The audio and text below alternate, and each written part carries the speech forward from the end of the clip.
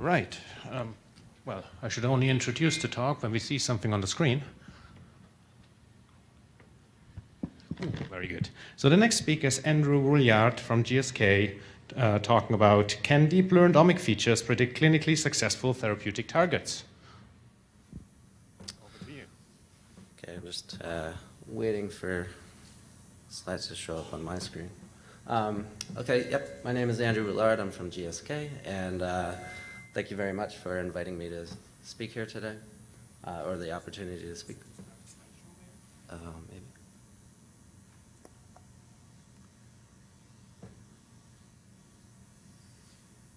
Yes, thank you. So I'll be talking about this project where we're investigating whether we can use omic features of targets to predict clinical trial outcomes. So correctly identifying therapeutic targets is crucial for making effective medicines. A recent study showed the majority of phase 2 and 3 clinical trials fail due to lack of efficacy, and this is likely due to poor choice of target. So why might this be? Well, target selection is a hard problem. There are many characteristics of targets to try to optimize simultaneously, such as their tractability and safety and efficacy. And there are many strategies and types of evidence to consider when you're trying to select a target, such as genetic evidence or genomics data or results of functional and phenotypic screens in various models. And finally, feedback arrives after many years and costs millions of dollars, so it's very difficult to iterate and refine your strategies.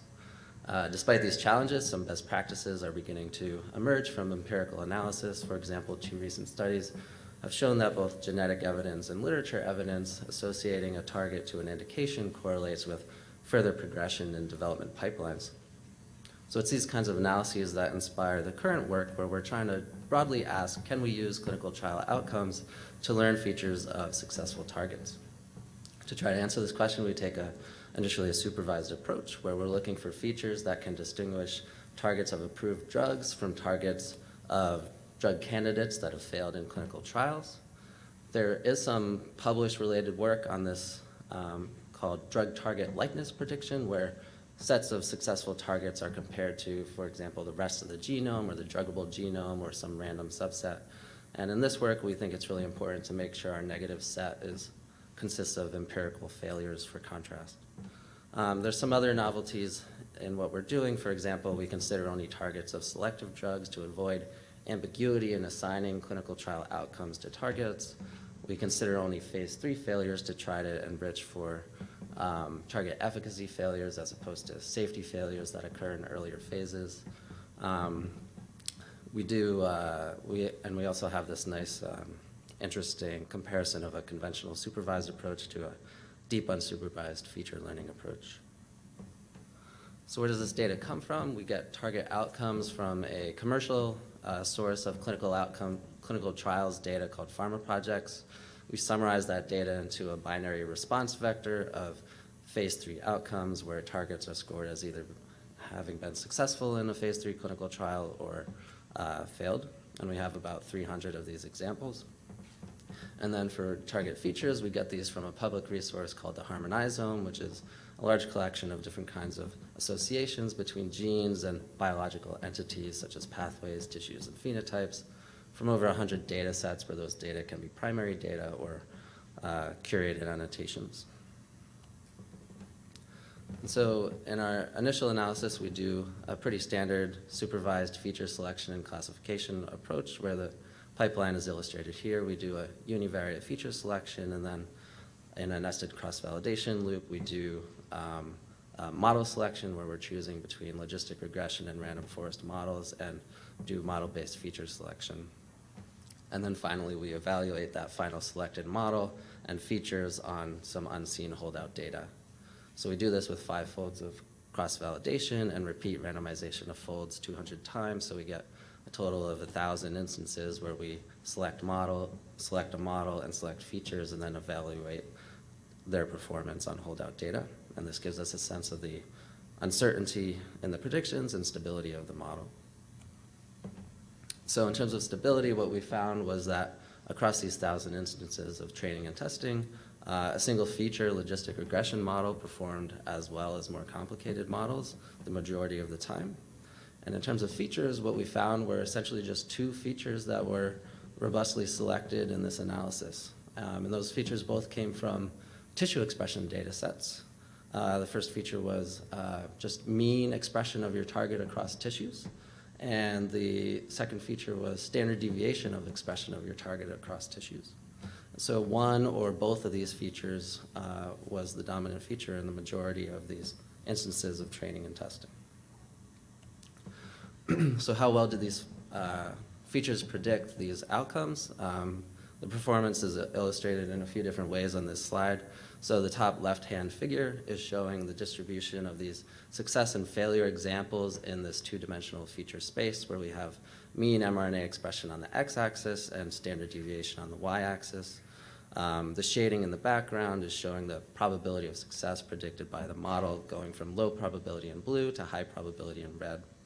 And so what we see here is a trend where in the lower right corner, where you have high overall expression of a target and low variability that has a relative enrichment for failures, and where you have a low overall expression, high variability in the upper left-hand corner that has relative enrichment for successes.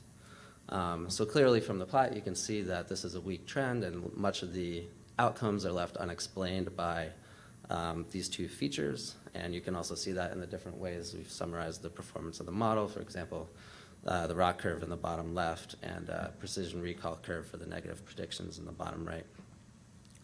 So we actually think this is kind of an exciting result because our expectation in the beginning was that we wouldn't even find anything in this hard prediction problem. And we're really excited actually that we have some kind of interpretation of these two features that came out. What we think this combination of standard deviation and mean might be telling us is that tissue-specific expression of a target is associated with a higher likelihood of success. And this makes sense with some conventional wisdom that would say, you know, if your target is specifically expressed in a single tissue, maybe you're more likely to avoid side effects when you modulate that target. But of course, we want to do better, and we want to be able to find some more features that might be able to predict these outcomes. And one of the limitations here that we were thinking about is that we have this very small and heterogeneous sample, and that makes it very difficult to, when you're examining thousands of features, to identify true positive predictors from overwhelming sea of false positive predictors. So one thought we had was maybe a transfer learning approach could help us find predictive features. So the idea is to do some unsupervised feature learning before the supervised analysis, taking advantage of all the unlabeled data we have to learn potentially useful features and then evaluate them in the supervised analysis. So the model we use for unsupervised learning is called a stack denoising autoencoder. The general architecture of the model is illustrated here. You have your input is a vector of data. This input is intentionally corrupted by adding some form of noise, and then this corrupted input is fed into an encoder neural network that transforms that input into some small number of hidden variables. And then from these hidden variables, there's a decoder neural network that attempts to reconstruct as well as it can the original clean input data. And so in the sense that you have to be able to reconstruct your data from these hidden variables, you can think of them as explanatory variables. They have to explain your observations. So the key features here, of course, this is an unsupervised learning model. The goal is just to discover some hidden explanatory variables that tell you something about the structure or clustering of the data. And it's a nonlinear model. So in comparison to principal components analysis, for example, which learns global directions of variation in your data, this model can learn local directions of variation, or in other words, learn a variable importance that depends on the particular data points you're looking at, which we think is important for these biological data sets we're interested in. So the first place we applied this model was to try to discover some hidden target features from transcriptomic data. Our goal was for these hidden variables to explain important patterns of expression across normal human tissues. So the input data is mRNA expression in normal human tissues from the GTEx project. We summarize that in the form of average expression vectors for 30 different tissues. So we have this data matrix. It's 30 tissues by about 20,000 genes. And each column vector from this matrix is an input into the autoencoder. So the input is the 30-dimensional profile of expression of a target across these 30 tissues. And we're asking this model to give us 2 hidden variables that capture the important patterns of expression seen in this data. There's no reason why we need to limit this model to just 2 hidden variables, but it is very convenient for visualizing the kind of structure that the model is learning. And that's illustrated on this slide here on the left. So the scatter plot is showing the hidden representation learned by the autoencoder, where the x and y axes correspond to the 2 hidden variables in the model, and each data point corresponds to a target. And we've done some labeling or coloring post hoc after training the model, trying to get some interpretation of the clustering that we're seeing here. So one of the very basic things we would expect this autoencoder to detect is that there are groups of targets that are specifically expressed in single tissues. And so we colored these tissue-specific targets according to tissue, and we do see that they separate out into these different clusters. But what we think is even more interesting is that there are many gray clusters. So these correspond to groups of targets that are clustered together based on some sort of more complicated pattern of expression across the 30 different tissues. So we're interested to try to understand what kind of meaning there is behind these groupings. And also in comparison to other dimensionality reduction techniques or visualization techniques such as principal components analysis or T-stochastic neighbor embedding, we found that this autoencoder showed much more distinct clustering of our data. But we want to do more than just get a nice visualization. What we really want to drive towards here is this autoencoder helping us learn representation of our expression data that also tells us something about other properties of targets that we might be interested in, such as pathway associations or disease or phenotype associations. So to try to answer this question, whether these hidden variables contain information about target functions and phenotypes, we did a neighborhood enrichment analysis on this network. So we took our limited knowledge of targets in the form of curated gene sets, and for each of these sets of genes asked, are they concentrated in a particular neighborhood in this hidden representation learned by the model? So in each of these plots, we have a functional term or disease term labeling the top of the map, and the red hotspots in each image are showing where we do have a significant concentration of genes associated with these terms. If you can make out the small insets in each plot, these are the T-SNE maps, and these are just meant to illustrate that if we do a conventional co-expression analysis and look for these functional neighborhoods, we actually don't see them for these terms. So we think, this is an interesting finding and telling us that this autoencoder potentially learned a representation of our data that reveals some things about targets we wouldn't otherwise see. But really what we want to drive towards is whether we can learn features that help us predict success or failure of targets in clinical trials. So what we did is we went back to our phase 3 outcomes data and just overlaid the success and failure examples. Success in red here and failure in blue. And we were quite surprised to see that there was actually this region that looked like it had a concentration of successes and very few failures. So we wanted to quantify whether this was a significant clustering in some way. So what we did is we just used those autoencoder features as they were coming out of the unsupervised analysis and fed them into a classifier to try to predict these success and failures, essentially using the same cross-validation routine we had used earlier to assess the uncertainty in the model predictions.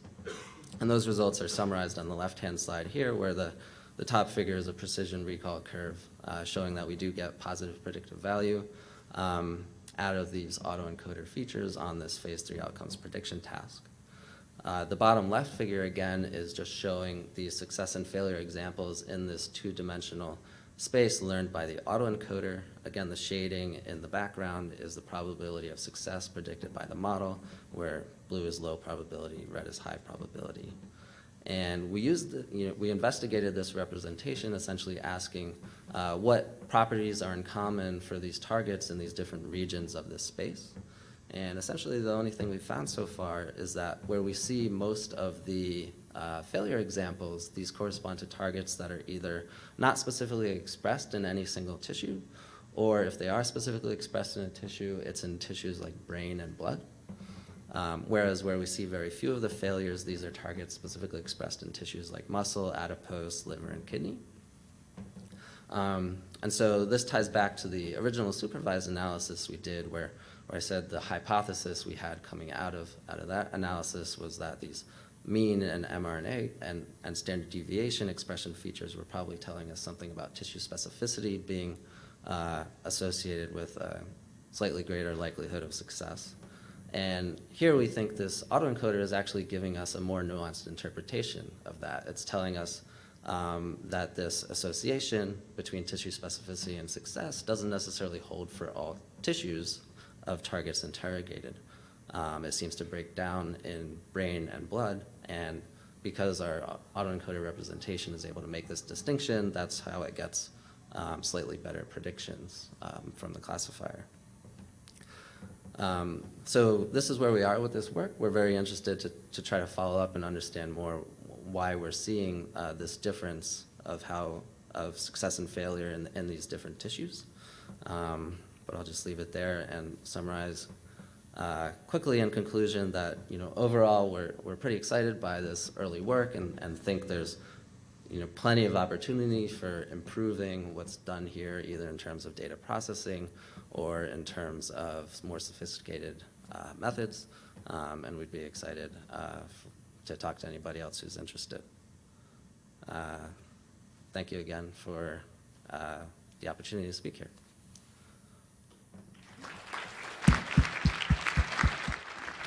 Questions? There's one over there. Yeah, thanks. Very nice talk. A question about another type of feature. So one of the things that we observed anecdotally is that the number of missense mutations in a drug, in a target, might also be predictive on whether it reaches the final stage. Because you can imagine, if you have a missense mutation and it alters the protein structure, you might get less binding. Similarly, you talked about tissue expression there. I think I saw some talks today or the other day about alternate splicing. So there's tissue-specific alternate splicing forms that could explain some of your variability. So you might want to look at alternate splicing and missense mutations in that. And I wonder if you ever thought about taking a look at that. Yeah, no, we haven't looked at those sorts of features in this analysis, so that's definitely a future direction, is to look at some other predictors like that. So thank you for this suggestion.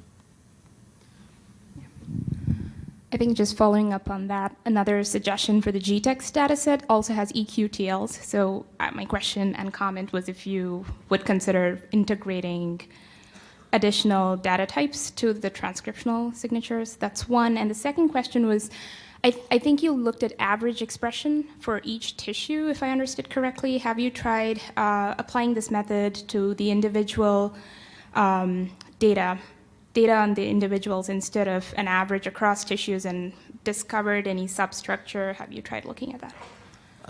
Yeah, so for the autoencoder part,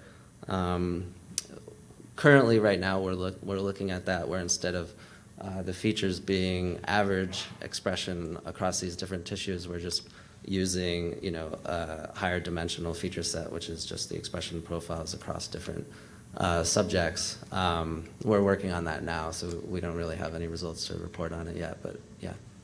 Thanks. Great talk. So you mentioned that normal tissue expression is an important feature, but for cancer drugs like EGFR inhibitors, normal tissue expression could be an indicator of toxicity rather than efficacy. So how do you deal with that in your model? So I sort of glossed over this in the beginning, but one of the specific aspects of this analysis is that we're actually not looking at targets indicated for cancer. So cancer is a very different kind of disease. The data that's relevant for cancer is different because it's driven by somatic mutation, and also the therapeutic mechanism you might want to approach is different. Cytotoxicity often isn't relevant for other sorts of indications. So we thought cancer should be treated separately and left it out of this particular analysis. Thank you.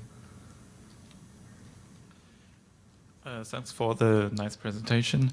I have a question. Do you have any control about the potential confounding factors? What I'm thinking is, for example, if in JSK, the kinase inhibitors are more likely to be success, and then the low expression of could be resulted from like low expression of kinases, and then the high variance could be resulted from the also the same reason, just have a lower signal to noise ratio at the lower tail of the expression. Yeah, so we did some tests that I didn't describe here to check if, basically, to make sure that these features that we're selecting in our pipeline generalize across target classes and are not just surrogates for selecting a particular target class. And so you know, the features that are ultimately selected in these models pass this test, and I can talk more specifically about how we did that. And the last one. Thanks for the nice talk. Just a quick one. I know GSK heavily involved with the open targets in MLCSB. So are you also doing on this open target database, or are you planning? Yeah, so we have some other ongoing research, you know, around this general question of you know, can we predict clinical trial outcomes? And we're looking at it in different ways, and one of those ways we're looking at it is feeding open targets data into that analysis and seeing how well we can predict with that kind of data.